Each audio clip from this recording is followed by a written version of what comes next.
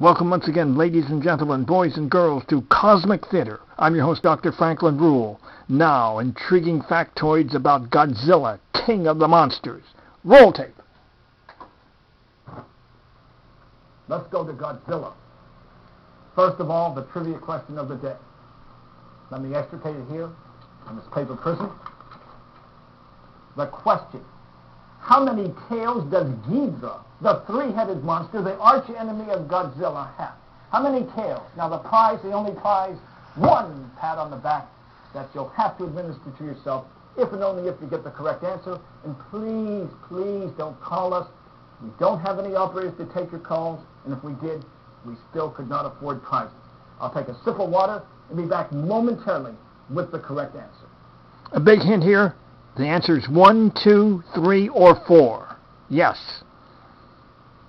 Okay, I'm calling time. Again, how many tails does Ghidorah have? He has 3 heads, but only 2 tails. Ghidorah, otherwise known as the flying monster from outer space. A very interesting creature. Now, Godzilla was not a T-Rex, but we don't have a Godzilla model, so this will have to do. The first Godzilla movie was produced in 1954, a Japanese film, and he was known not as Godzilla, but in Japan as Gojira, G-O-J-I-R-A, which is a combining form meaning gorilla and whale.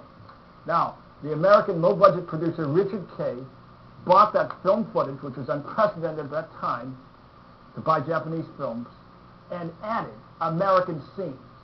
He brought in Raymond Burr, this is before his Perry Mason days, to portray the reporter Steve Martin, and he hired also a cast of Japanese-American actors. He blended in the scenes beautifully. The first time I saw this as a youngster, I did not know those scenes were melded in. Then when I saw it on TV, I didn't know it. It wasn't only after I read it that I watched it again, and I realized that they had done an almost perfect job of bringing in the American scenes, because the Japanese-American actors sometimes would speak Japanese, and the gal who was the heroine that they had for the American counterpart was dressed in the same clothes. So those scenes were painstakingly done, and that was the best of the Godzilla films. It was in black and white. It really had that feeling, that film noir quality that none of the other Godzillas had. As far as Godzilla in that film, he's a fire-breathing creature that apparently was resurrected after the atomic bomb blast and A-bomb testing. But his height was always varied. In that film, one man said he was 400 feet tall, but Raymond Burr said he was 30 stories high, which would make him about 300 feet tall. And in subsequent films, his height always varies. Now, if you've seen that film, you know that in the very first one, Godzilla was utterly destroyed, because the hero of that movie, who was a scientist with a patch over his eye, created what was known as an oxygen destroyer. And in the ocean, Godzilla not only was turned to bone, but the bones disintegrated. There is absolutely nothing left of Godzilla for a sequel. And interestingly, in that story, we also had a love story where the girl he loved another, so he committed suicide at the end too. Excellent film. As my Ruehl rating, I gave it a first magnitude. It was great.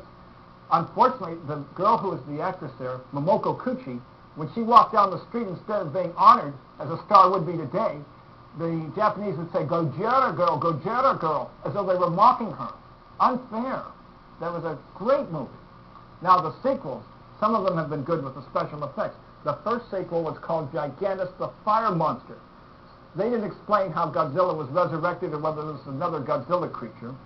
But Warner Brothers, when it brought it to America, didn't even call him Godzilla at first. It's now been renamed Godzilla Raids Again. They called him Gigantus, but it was the same creature resurrected. He's had many interesting encounters.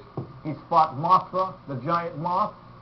He's also fought the Hedorah, the smog monster, in which he even used his fiery breath to fly through the sky to fight Hedorah.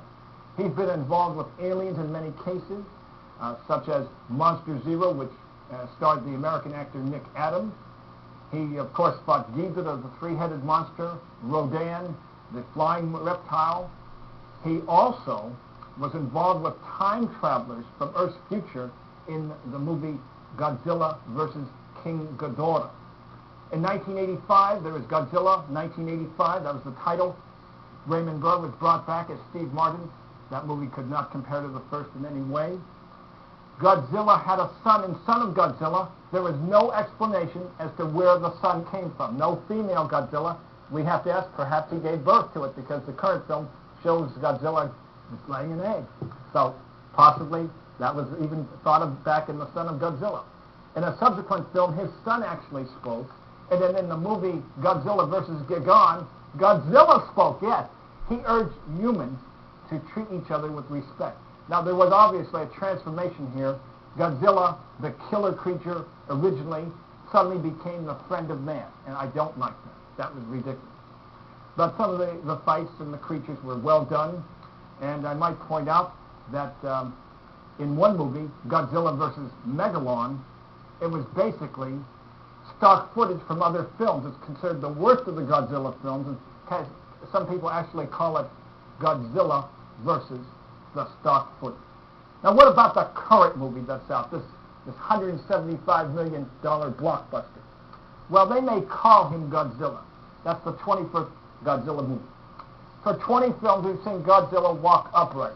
So he's not a T-Rex, but he's something like it. Paleontologically speaking, the T-Rexes and other entities like that would have been walking probably with the tail parallel to the ground and stooping over like this.